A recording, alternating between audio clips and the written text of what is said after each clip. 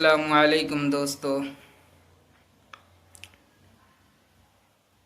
آج کے اس پرفتن دور میں اور اس پرفتن ماحول میں جہاں ہم مسلمان، جہاں ہم اسلام کے ماننے والے، جہاں ہم ایک اللہ کے ماننے والے اپنے ہی اعمال اور اپنے ہی کرتوتوں کی وجہ سے دو چار ہیں، بہت ساری فتنوں اور بہت سارے آزمائشوں کے شکار ہیں، وہیں ایک نیا فتنہ بہت تیزی سے پھیل رہا ہے اور بہت تیزی سے جنم لے رہا ہے۔ وہ فتنہ یہ ہے کہ ہماری مسلم بہنیں اور بیٹیاں ارتداد کا شکار ہو رہی ہیں، اغیار کے ہاتھوں کا کھلونا بن رہی ہیں، اغیار کے بہکاوے میں آ کر، اغیار کے شکنجے میں آ کر، اغیار کے بہکاوے میں آ کر ایمان اور اسلام جیسی عظیم دولت سے، عظیم نعمت سے محروم ہو رہی ہیں۔ اگر ہم اور آپ ان سارے اسباب و عوامل پر غور و فکر کریں، ان سارے اسباب و عوامل پر توجہ کریں، دھیان لگائیں، سوچیں، تو پتہ یہ چلتا ہے کہ ہم نے، آپ نے خود ہی اپنے بہن بیٹیوں کو اغیار کے ہاتھوں میں سونپ دیا کے نام پر غیروں کے کالجوں اور یونیورسٹیوں میں بھیج کر انہیں موقع دیا ہے کہ وہ ہماری مسلم بہنوں کے ساتھ، ہماری مسلم بیٹیوں کے ساتھ جو سلوک چاہیں روا رکھیں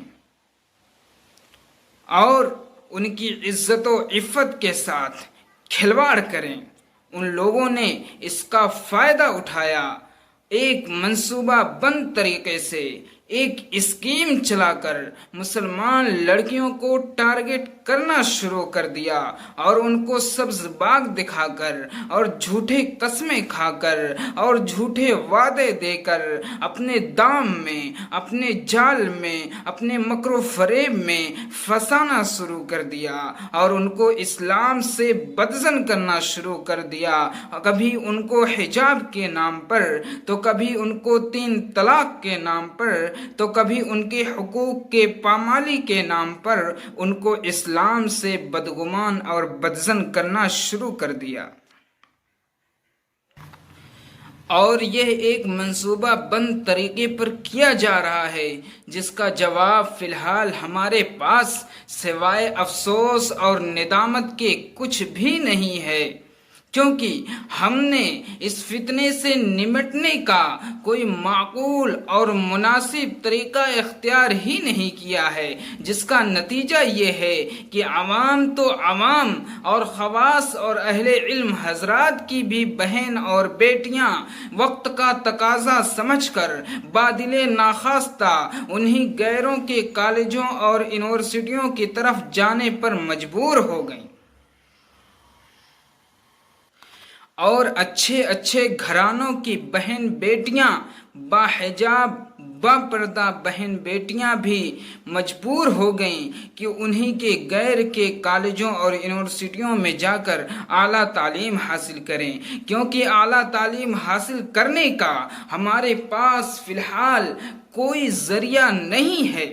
بہت افسوس کے ساتھ کہنا پڑ رہا ہے کہ ان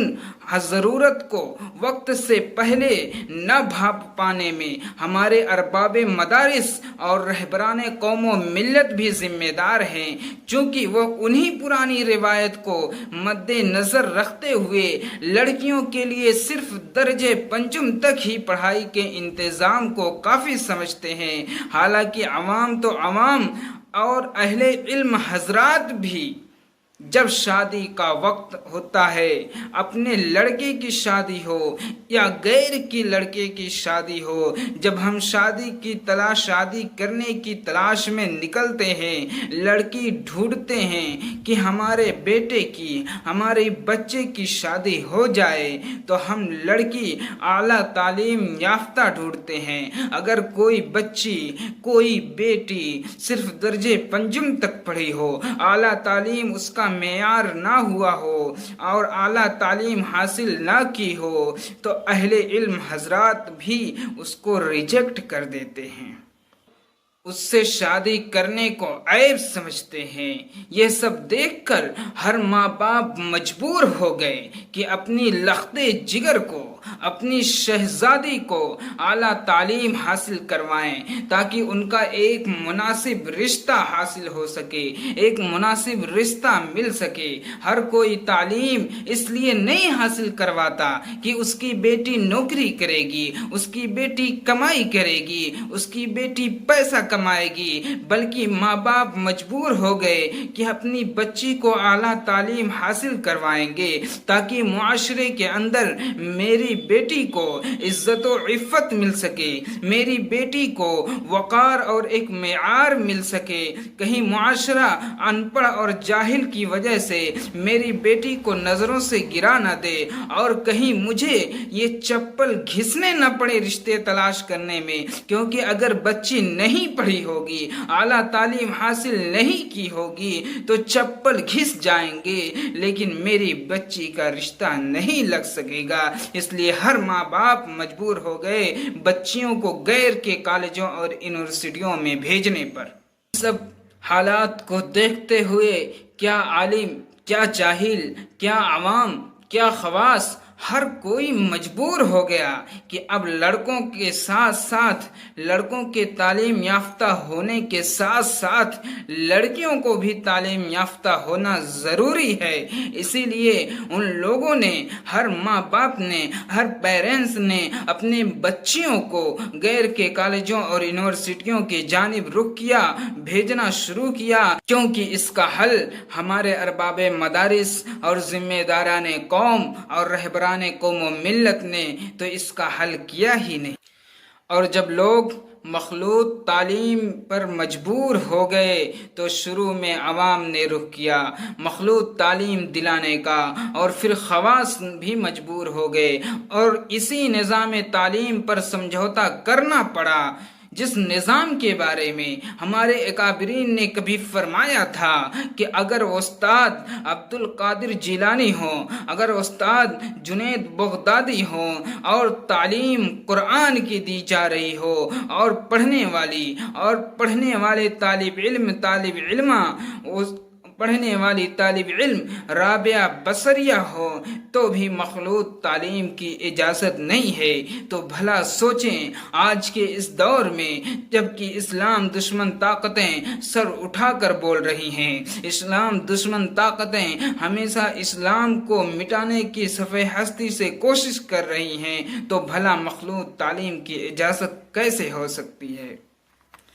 اور اسلام دشمن طاقتیں ہمیشہ انتھک محنت کر رہی ہیں کہ کسی بھی طریقے سے اسلام کو اور مسلمان کو بدنام کیا جائے اور ان کو صفحہ ہستی سے مٹا دیا جائے۔ ایسی حالات میں ہم نے خود ہی اپنی بہن بیٹیوں کو کبھی ٹیوشن کے نام پر تو کبھی کمپیوٹر کلاسز کے نام پر ان بھیڑیوں کے ہاتھوں میں چھوڑ دیا ہے،